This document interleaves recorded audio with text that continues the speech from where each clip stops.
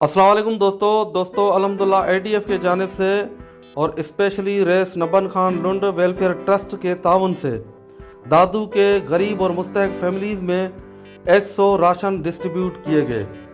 दोस्तों, आप सबसे गुजारिश है कि ज़्यादा से ज़्यादा ताउन करें।